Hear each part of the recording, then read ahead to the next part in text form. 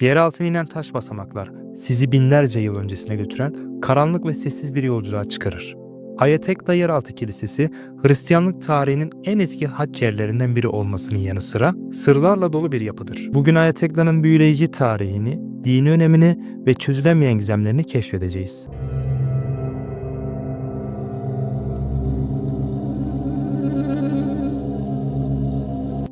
Ayatekla Yeraltı Kilisesi, Türkiye'nin Mersin ilinin Silifke ilçesinde yer almaktadır.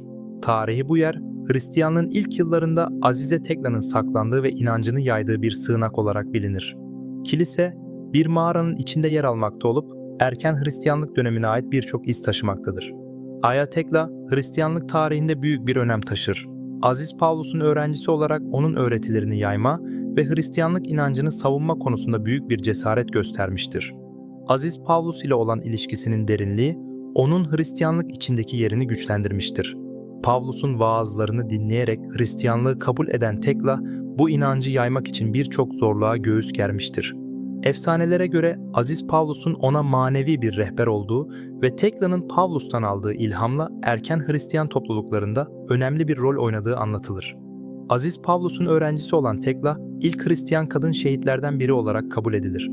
Efsaneye göre, pagan inanışına karşı Hristiyanlığı savunduğu için öldürülmek istenmiş, ancak mucizevi bir şekilde kurtulmuştur. Tekla'nın hayatındaki en çarpıcı olaylardan biri şöyle anlatılır. Onu öldürmek isteyen kalabalık tarafından taşlanmak üzereyken ansızın bir fırtına çıkar ve bir şelale oluşur. Bu olay, onun kutsal kişiliğine dair bir kanıt olarak kabul edilmiştir. Ayrıca Aziz Pavlus ile olan yolculuğu, Tekla'nın Hristiyanlık mesajını yayma konusundaki kararlılığını gösterir. Aziz Pavlus'un ona duyduğu derin saygı, Tekla'nın dini topluluk içindeki yerini daha da anlamlı kılar. Tekla'nın son yıllarını geçirdiği bu yeraltı kilisesi, onun anısını yaşatmak için inşa edilmiştir. Milattan sonra 1. yüzyıla tarihlenen bu yapı, Hristiyanlığın yasak olduğu dönemlerde saklanmak ve ibadet etmek için kullanılmıştır. Ayatekla Yeraltı Kilisesi, sınırları zorlayan bir mimari ve mühendislik örneğidir.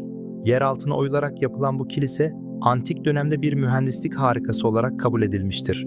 Kayaların içinden kazılarak oluşturulan geniş alanlar, havalandırma sistemleri ve su kanalları, dönemin mimari becerisini gözler önüne serer. Arkeologların yaptığı kazılar, erken Hristiyanlık dönemine ait çanak çömlek, dini semboller ve çarmıh figürleri gibi birçok eseri gün yüzüne çıkarmıştır. Ayrıca kilisenin alt katmanlarında farklı yapıların kalıntılarına rastlanmıştır. Bazı jeolojik araştırmalar, kilisenin altında daha eski bir tapınağın bulunabileceğini öne sürmektedir. Bu tapınak, pagan dönemine ait olabileceği gibi, Ayatekla'dan çok önceki bir dini merkezin kalıntıları da olabilir.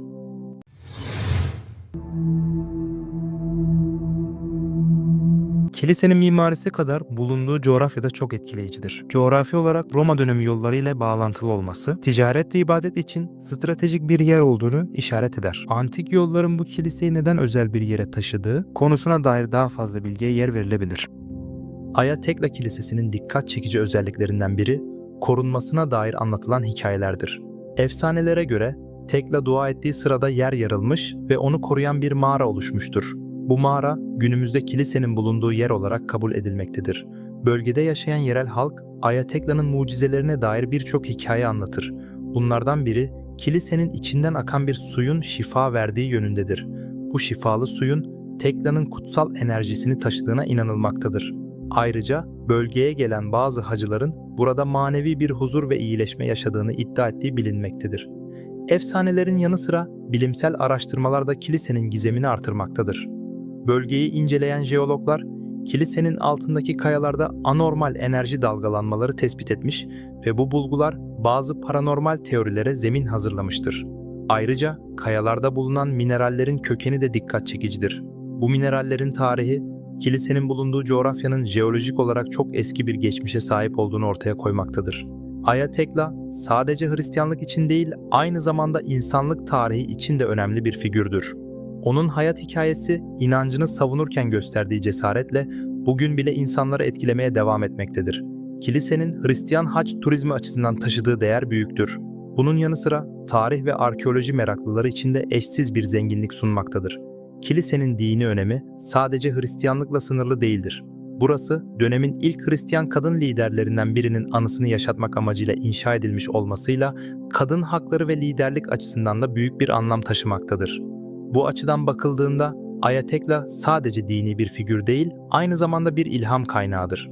Aya Tekla Yeraltı Kilisesi, yer altındaki gizemleri ve dini geçmişiyle insanlığı kendine hayran bırakmaya devam ediyor. Her taşında bir hikaye, her duvarında bir sır saklı. Bu eşsiz yapının içinde, tarihin derinliklerinde yolculuğa çıkabilir, insanlığın inanç ve azim dolu geçmişine tanıklık edebilirsiniz.